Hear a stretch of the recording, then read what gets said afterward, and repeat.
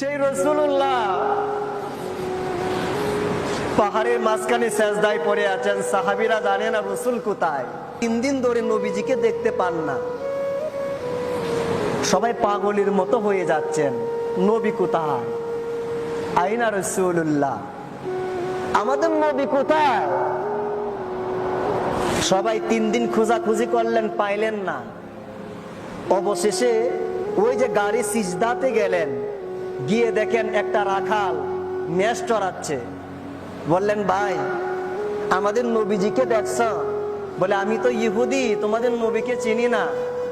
তবে গত 3টা দিন ধরে এই 2 পাহাড়ের মাঝখানে একজন মানুষ সিজদায় পড়ে আছেন।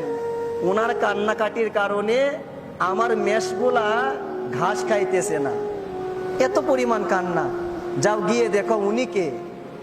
সাহাবীরা গিয়ে দেখলেন যে উনি আর কেউ নয়, উনি হচ্ছেন মুহাম্মাদুর, বলেন না মুহাম্মাদুর রাসূলুল্লাহ সাল্লাল্লাহু আলাইহি ওয়া আলিহি ওয়াসাল্লাম।